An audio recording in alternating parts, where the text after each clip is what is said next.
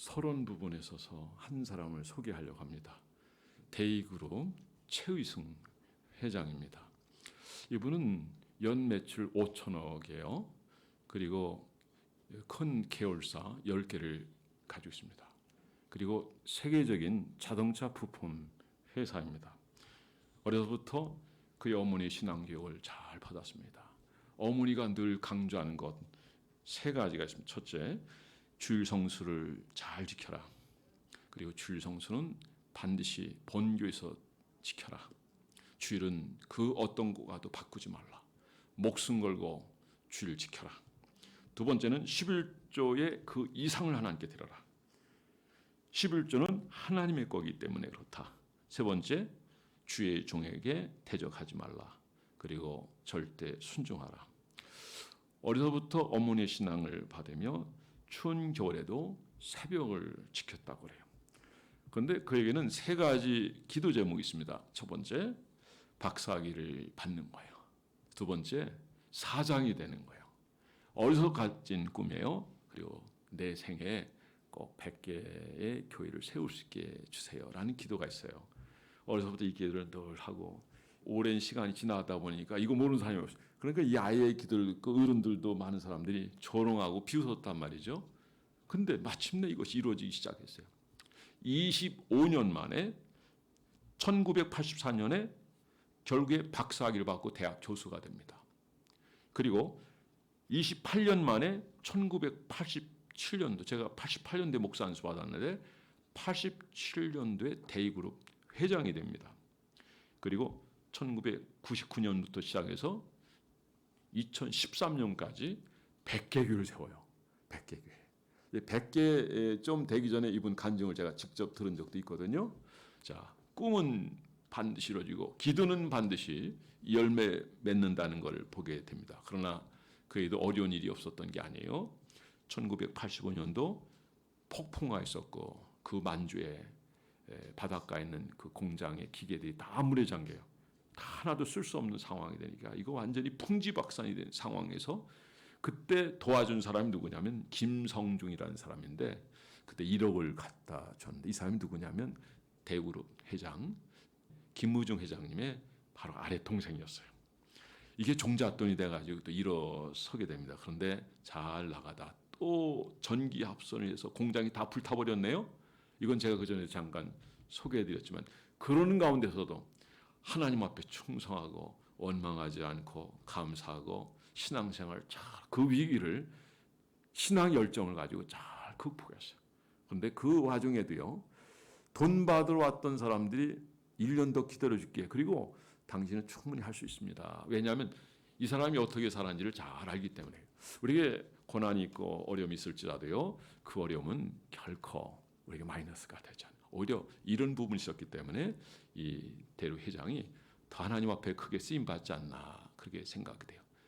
IMF 때 회사가 많이 어렵고 그리고 많이 힘들었지만 그래도 그 환경에 휘둘리지 않고 믿음을 잘 지키고 하나님 살아계신 것을 바로 알고 그리고 분명하게 하나님 말씀대로 살았기 때문에 그런 다시 일어서서 오늘의 데이그룹이 있었다는 겁니다. 그래 여러분 진정한 믿음이라는 건 환경 따르지 않고 환경에 눌리지 않고 모든 걸 다 이겨내고 내가 결국 이 현 자리에서도 사라질 것 같고 없어질 것 같고 다 무너질 것 같아도 한 가닥 주님을 바라보면서 하나님을 희망 삼을 때 하나님은 그 인생을 결코 실망시키지 않는다라는 것을 여러분 꼭 기억하시기 바랍니다. 진정한 믿음의 사람은 시련이면 할 수 있어요. 여러분 충신은 역시 시련이면 할 수 있어요. 나라가 망할 때 그 사람이 충신인지 아닌지 알 수 있어요. 그래서 오늘 본문 말씀은 심지가 견고한 자인데 이 말씀으로 오늘 함께 은혜 받는 저와 여러분이 되기를 주의 이름으로 축원합니다. 자, 첫째 환경에 눌린 자. 제가 환경에 눌린 자면서 그럼 환경에 눌린 자는 어떤 사람인가 제가 한번 적어봤어요. 환경이 조건인 자, 환경에 영향을 받는 자, 환경 따라 움직이는 자, 믿음 없는 자. 요거는 제가 믿음이 적은 자라는 표현을 했어요. 자기 마음에 소견에 오른 대로 행하는 자입니다. 수확을 앞둔 추수기에 태풍이 부는 적이 가끔 있잖아요. 그런데 태풍이 불면 추수할 때 그 추수의 곡식들이 납작 엎드려져요. 그래서 그걸 이렇게 세우라고 고생하는 거 우리가 영상에서 많이 봤잖아요. 그런데 그 태풍이 오고 비바람이 치고 창수가 불어도요 전혀 흔들리지 않는 게 있어요. 견고한 뿌리를 내린 아주 뿌리 깊은 나무예요. 바람이 불면 과실이 떨어집니다. 얼마는 건져서 먹고 나눠줄 수 있지만 그런데 상품 가치가 없기 때문에 결국 폐기하게 돼요. 너무 많은 거기 때문에 우리 신앙도 마찬가지 같아요. 우리의 신앙이 그 어떤 환란이 오고 역경이 온다 할지라도 견고하게 세워질 수 있을 때 그 믿음 오히려 드러나는 거예요. 아무리 믿음 좋은 사람이라 할지라도 환경 앞에서는 어쩔 수 없는 것 같아요. 그래도 뿌리가 깊은 나무가 흔들리지 않는 것처럼 신앙의 뿌리가 견고한 사람들은 아무리 큰 위기가 온다 할지라도 넉넉히 이긴다고 저는 생각합니다. 사랑하는 성도 여러분, 아무리 힘들고 어려운 환경이 엄습해 온다 할지라도 믿음이 흔들리지 않는 그리고 주님 인정하는 여러분 한 분 한 분 다 되어지기를 주의 이름으로 축원합니다. 여러분, 이스라엘은요 100년 후에 어떤 어려움을 겪게 될지 어떤 위기를 겪게 될지 지금 그 상황을 지금 100년 전에 이사야가 보고 있는 거예요. 이사야는 지금 100년 뒤를 얘기해요. 그 100년 뒤만 얘기할 거예요? 아니요. 그 이후에도 얘기해요. 오늘 이 시대도 얘기해요. 메시아에 대한 얘기도 하고 있어요. 성탄 한 절에 우리가 살펴보던 말씀이 있죠. 그는 기묘자의 모사라 평강의 하나님의 영존하신 분이다. 그거 이사야가 예언한 거잖아요. 그럼 그 시대보다도 훨씬 전에 오래전에 얘기한 거잖아요. 자, 이스라엘의 이 앞으로 어떻게 되어질 건가? 그들이 하나님 떠나고 우상 숭배함으로 자기 소견에 옳은 대로 행함으로 행했을 때 그들이 겪는 고통. 그러나 하나님 그들은 버리지 않아요. 그 사랑은 끊임없어요. 이스라엘은 두 가지 인큐베이터가 있다고 해요. 하나는 애굽입니다.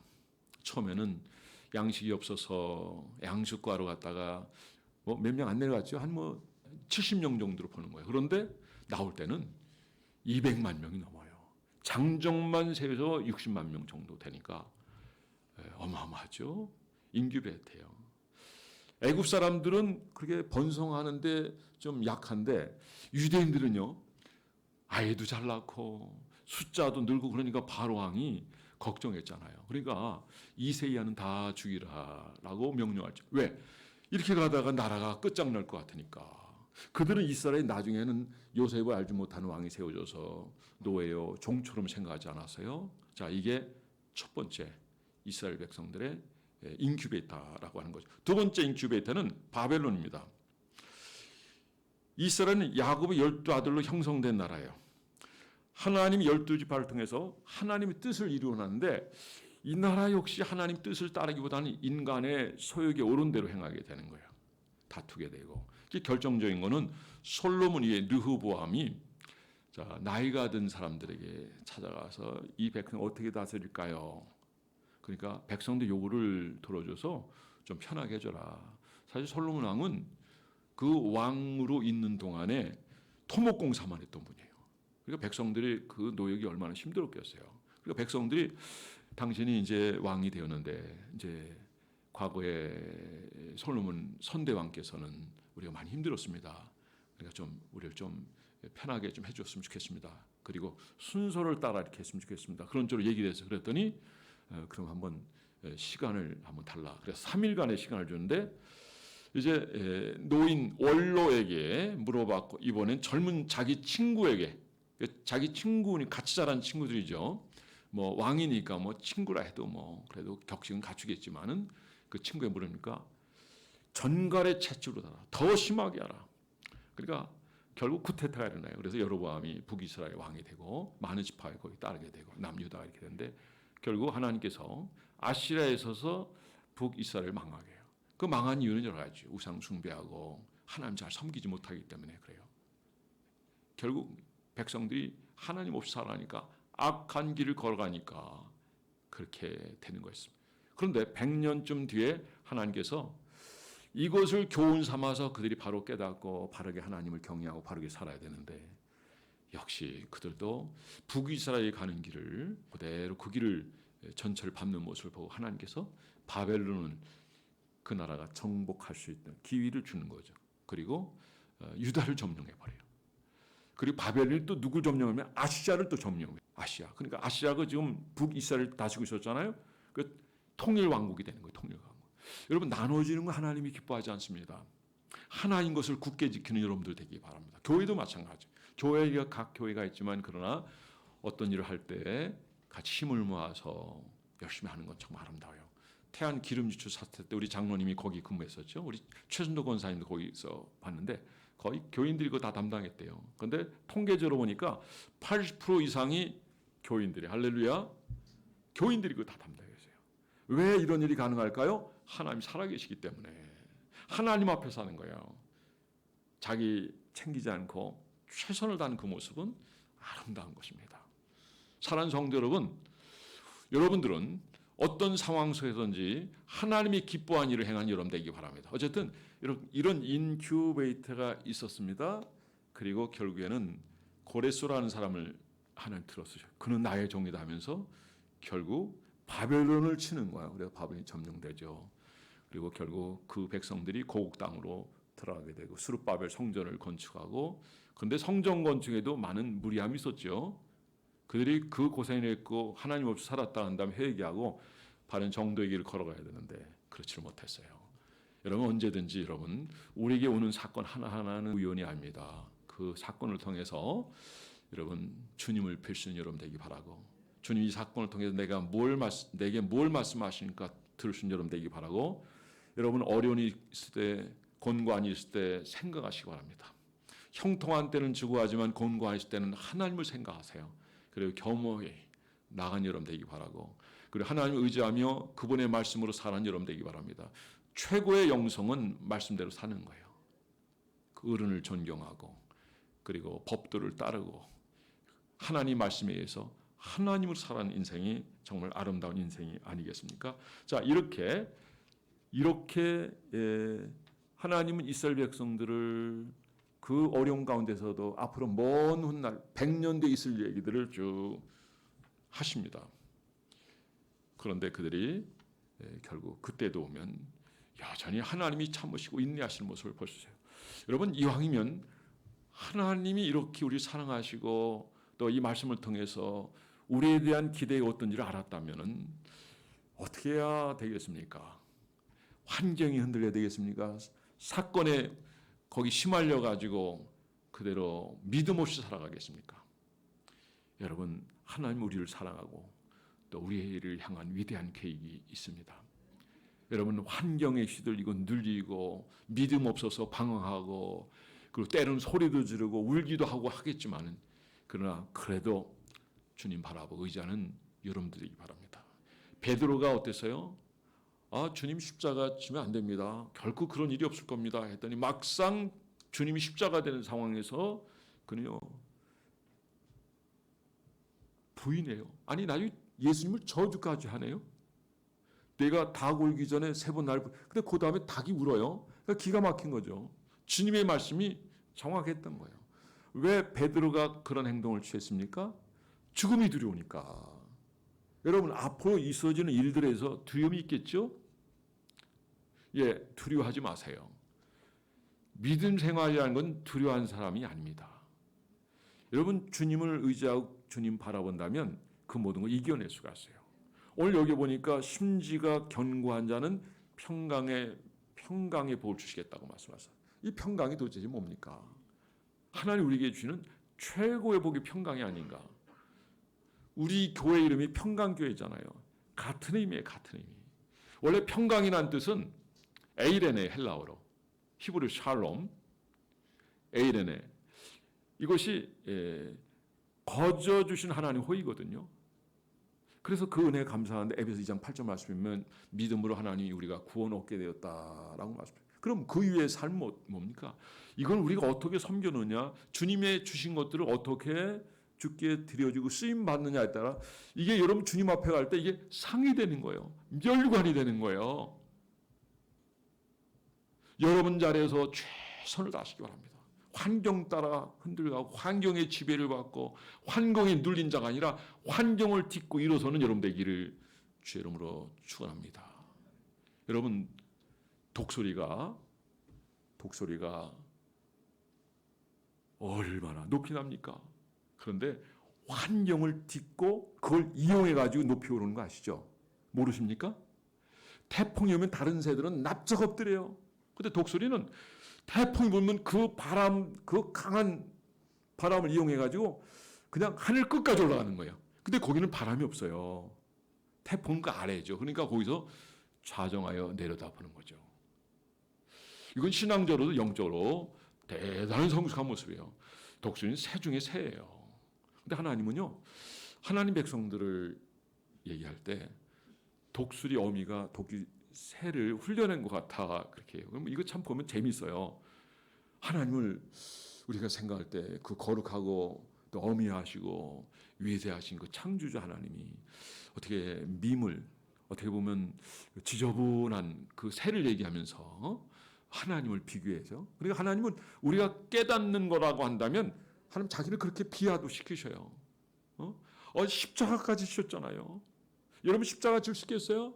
근데 주님은 십자가도 지셨다니까요. 왜? 나를 사랑하시기 때문에, 나를 구원하기 위해서. 하나님이 세상을 이처럼 사랑하사 독생자를 주셨으니 이는 저를 믿는 자마다 멸망치 않고 영생을 얻게 하리라.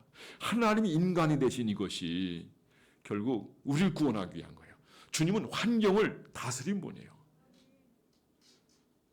제자들과 관계 속에서 다투고 뭐 누가 높아지나 낮아지나 그런 게 있을 때도요, 주님은 아무런 권력을 사용하지 않았어요. 광야에서 도리변에 떡이 되라 했을 때도 그렇게 하지 않았어요. 아마 나 같으면 도리변에 떡이 되라 했을 거예요. 여기도 대부분 여러분이 그런 능력이 있으면 다 했을 거예요. 근데 주님은 십자가를 지셔야 되기 때문에, 그러니까 환경을 다진 거예요. 털 깎는 자 앞에서 잠잠하셨다라는 말씀이 참 어르신 말. 왜요? 나를 사랑하기 때문에, 우리를 사랑하기 때문에, 교회를 세우기 위해서. 그래서 우리를 통해서 하나님 위대한 역사를 이루기 위해서 하나님은 겸손하셨고 심지어 음부에까지 내려가셨던 분, 그분이 우리 주님인 줄 믿으시기 바랍니다. 사랑하는 성도 여러분, 우리 하나님은 우리를 사랑하실 때 모든 걸 들여서 사랑하신 하나님입니다. 그래 여러분, 아무리 힘들고 어려운 상황이 여러분들에게 주어진다 할지라도 저는 여러분들 그 환경을 다스리기 바랍니다. 주님을 바라보세요. 십자가를 일체 참으셨어요. 우리 주변에 별 사람이 다 있죠. 근데 그들 바라보지 마세요. 의로운 사람 바라보세요. 믿음의 사람 바라보세요. 선한 사람 바라보세요. 착한 사람 보세요. 그래도 여러분 같은 사람 있잖아요. 우리 장로님도 얼마나 귀한 분들입니까? 그 전에 제가 같이 목사님들이 공부하다가 들은 저기 이리 쪽에 성결교단이 하나 있어요. 근데 그 목사님들 제가 직접 또 중학교 때 이래요. 우리 교회 장로님이 훌륭한 분들이에요. 우리 교회 장로님 한 분이라도 우리 저와 협조하지 않았으면 이 교회까지 못 왔어요. 요거는 제가 얘기해야 되나 말하는 한 분, 왜? 장로라는 직책 때문에 그런데 그렇잖아요.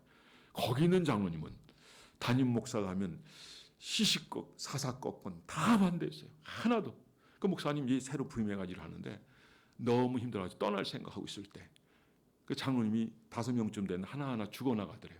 마지막에는 납작 엎드려가지고 제발 살려주세요 그러더래요. 다 죽어나가니까 싫어합니다. 그러니까 하나님 우리에게 직분을 주셨다는 건 그걸 뭘 의미합니까? 겸손히 하나님 섬기라는 거예요. 야당이 돼가지고 섬기 게 아니라 우리가 함께 주의 뜻을 이루는 거기 때문에, 이건 하나님 기뻐하는 거기 때문에. 우리 교회 장로님들은 그런 분들이에요. 봐요. 만년동에서 올 때도 보면 3천만 원 우리가 말 한마디 하면 그거 다 우리가 3천만 원 얻었잖아요. 이미 교회가 들어왔어요.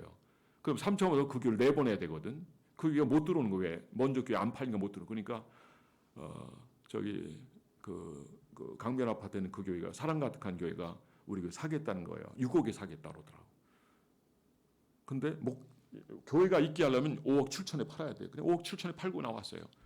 이분 내보내고 우리가 이사 비용 한 몇 천만 원 드리고 얼마 드리고 해서 짐도 얼마 없으니까 그렇게 처리할 수 있지만, 그거는 이제 사람에게서 사람의 방법이죠. 어느 날 제가 의자에 대해서 얘기했어요. 우리 학교 학장님이 제 의자를 이렇게 보시더니 내 의자하고 비슷하구만. 근데 우리 교회 내가 이 얘기를 한번 그 간증 비슷하게 얘기했더니 자기가 그 의자를 사겠다 그러는 거예요. 그래서 돈이 없어서 못 사는 게 아니다.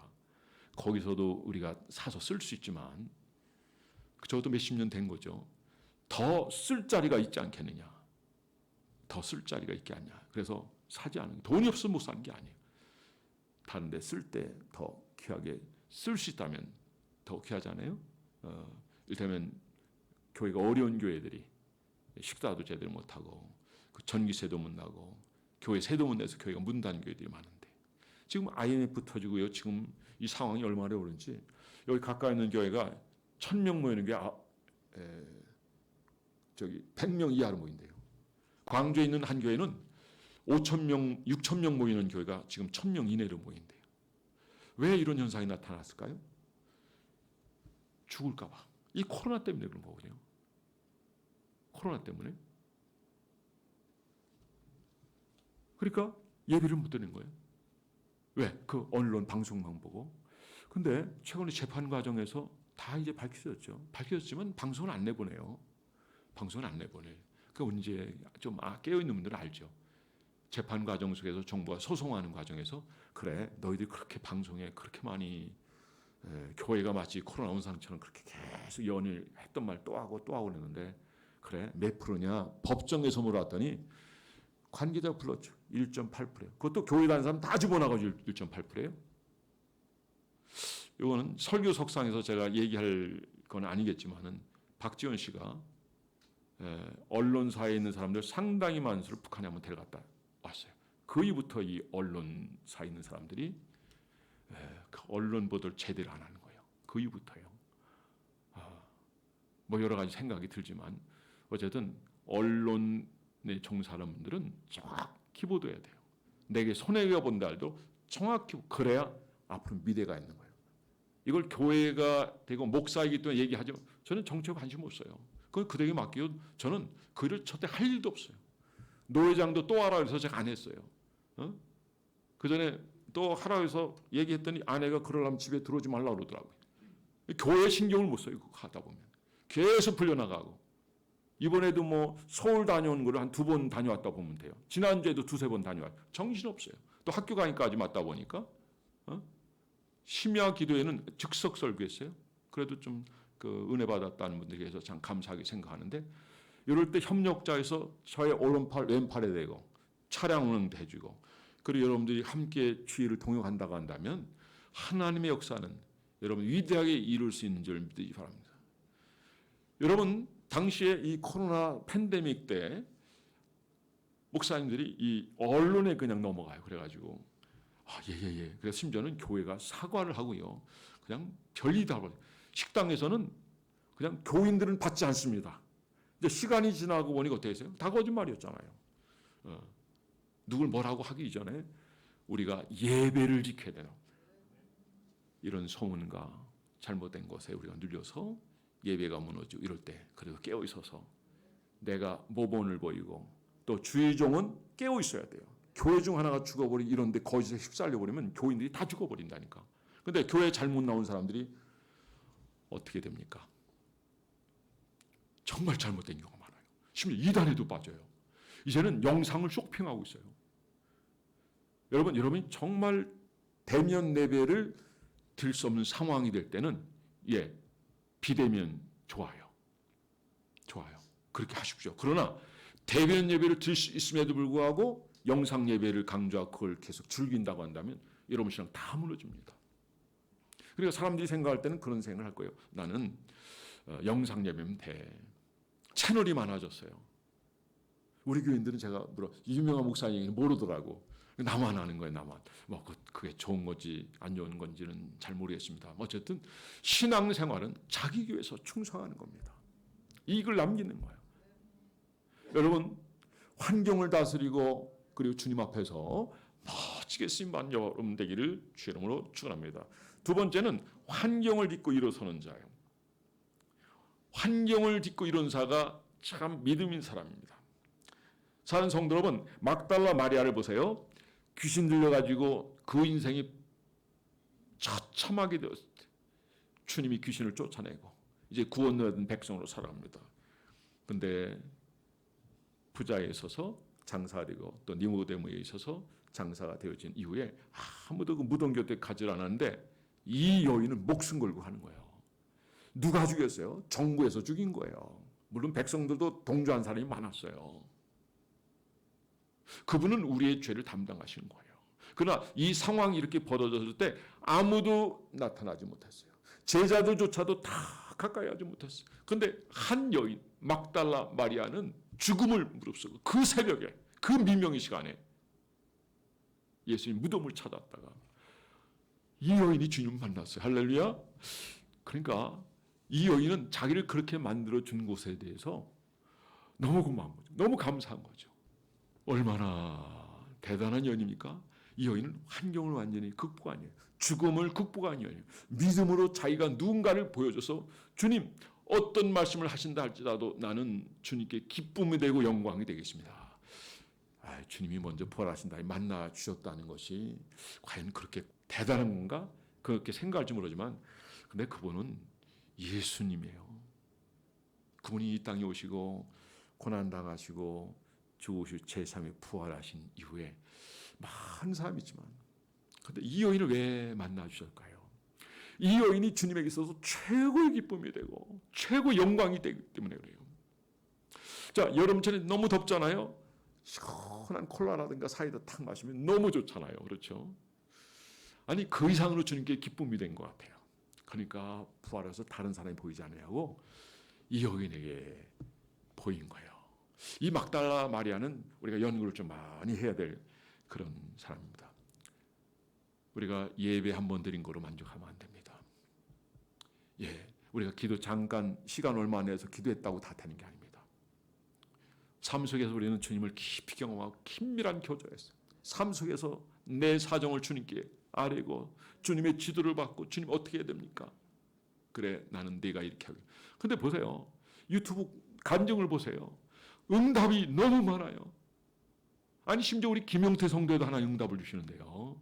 이제 저분이 하나 꽂힌 게 있어. 요즘 막 2만 원, 3만 원 해가지고 성전 건축을 본인이 하겠대. 이 교회도 대단한 건데 본인이 또 성전 건축하겠다는 소원을 하나님 주신 것 같아요. 그냥 1,000원짜리 하는 게 아니에요. 올 때마다 성전 건축을 하겠습니다. 이분이 대단해서 지금 이 시간 얘기하는 거예요. 허물이 있고 부정한 거 많아요. 아직도 다듬어야 될 거 많아요.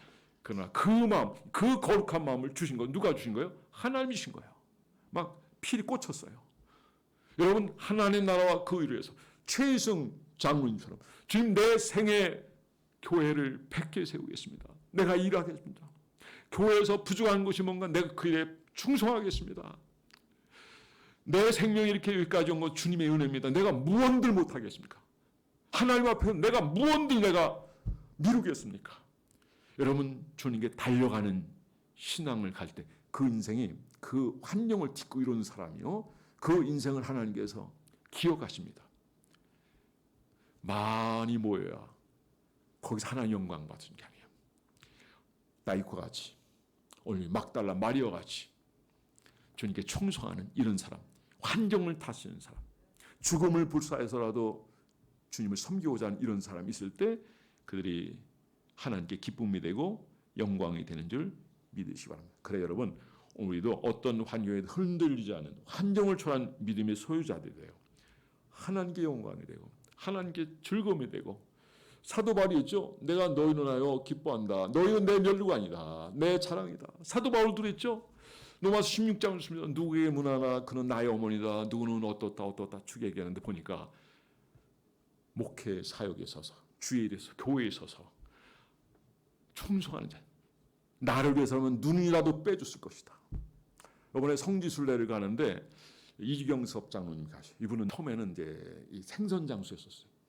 지금은요 어마어마한 부자예요. 지금은 처음에 이 손가락을 칼로 내리쳤어요. 왜? 교회가 돈이 없어가지고 그거를 하면 또 보상이 얼마. 내리치긴 쳤는데 좀 빗나갔어. 그러니까 피는 막 절절절 흐르고. 그것도 최근에 이게 살았어요. 그 전에 몰랐어요. 얼마나 사랑하는지, 교회를 얼마나 사랑하는지. 그냥 목숨 바쳐 충성하고자 하는 그런 열정과 마음 하나님께서 부어주시는데요. 재물이 많아서 그가 성공하고 그가 행복한 사람이라는 얘기 아니에요. 말씀에 순종하는 겁니다.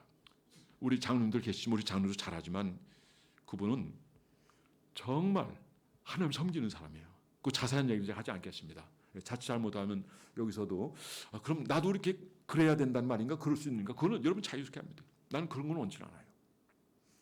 사는 성도 여러분, 주님께 기쁨이 되는, 영광이 되는, 그리고 주님 앞에서 귀하게 쓰임받고 더 부어주시고 더 주님 앞에 영광스러운 쓰임받는 저와 여러분이 되기를 주 이름으로 축원합니다. 자, 마지막 평강의 복을 받는 여러분 되기를 주 이름으로 축원합니다. 앞에 제가 평강에 대한 말씀을 드렸어요. 자, 여러분들이 만약 이런 복을 받는다면 최고죠. 사람이 왜 자살하죠? 물질이 없어서? 건강이 안 좋아서? 아니에요. 그렇지 않아요. 외롭기 때문에, 살 의욕이 없기 때문에, 내일이 걱정이 두려웠기 때문에. 여러분 두려워하지 마세요. 짐승이 울부짖는 광야에 우리를 부르시고 호위하시고 인도하시고 앞서가시는 하나님. 그럼 하나님이 여러분을 어떻게 하시게?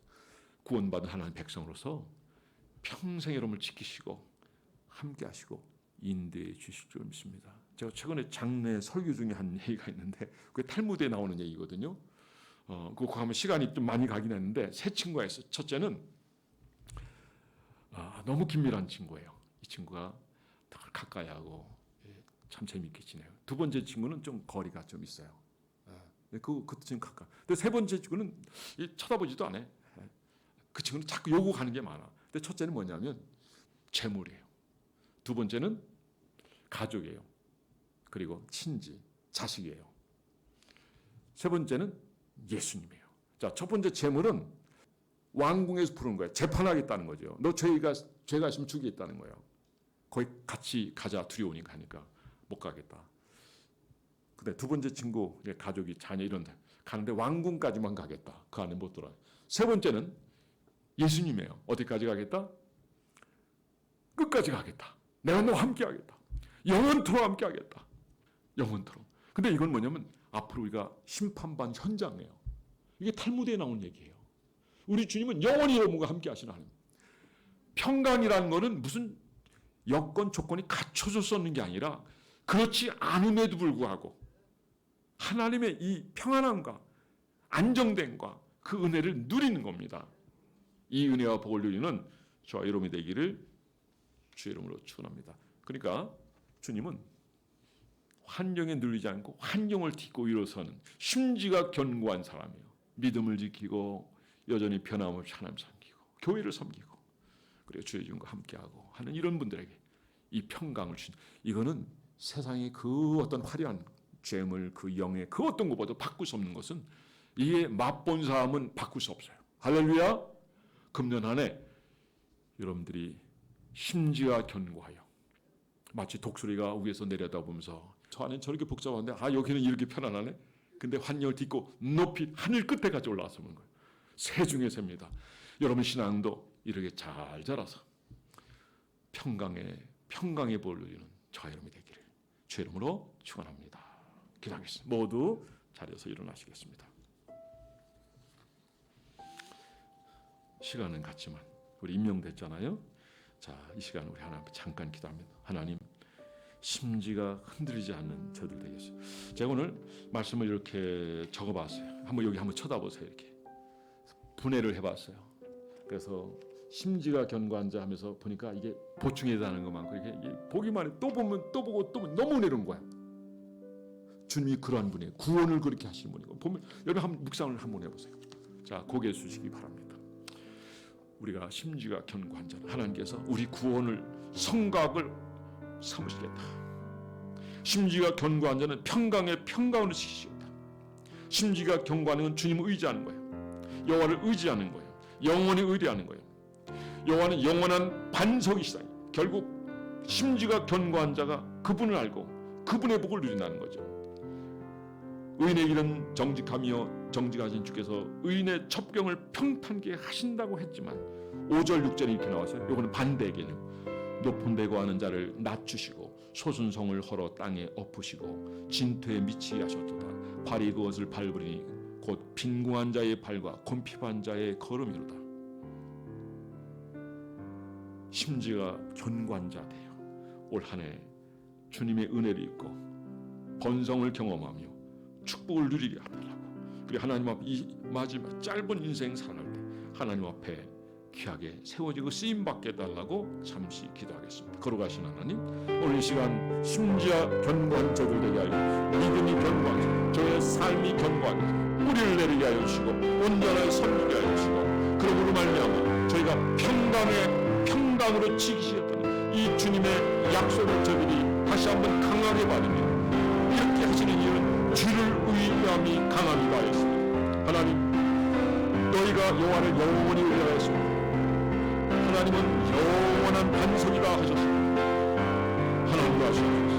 역사하시옵소서. 저희가 이 평강의 회복을 누리게 하여 주옵소서. 감사드리며 예수 이름으로 기도드렸사옵나다. 반석 위에 지은 집은 비가 오고 창수할 때 거대한 안반이 드러나지만, 그리고 모래에 지은 집은 다 쓸려는 데갑니다. 저는 안반에 지은, 겉으로 볼 때는 이게 어디에 지은지 잘 모르지만, 그러나 비가 오고 창수할 때 다 드러나죠. 저희 심판날에 저희 믿음이 드러나게 하시고 심지가 견고한 것이 드러나고, 그래서 평강으로 지키시겠다는 이 약속의 말씀을 저희들이 그대로 누리게 하소서. 이렇게 하시는 것은 그가 주를 의지함이라. 여호와를 영원히 의뢰하라. 주 여호와는 영원한 반석이시다 하신 것처럼 우리가 이렇게 주님을 의뢰함으로 이 평강의 복을 누리고 저희 삶이 윤택하며 이 땅에서 저희 사는 동안 하나님의 복을 누리며 쓰임받는 저희들 모두 되게 하여 주옵소서. 우리 힘만 가지고 부족하오니 성령이여 도와주시옵소서. 감사드리며 예수 이름으로 기도드렸사옵나이다. 아멘. 우리 옆 사람에게 인사합니다. 차후 평강의 복을 누립시다.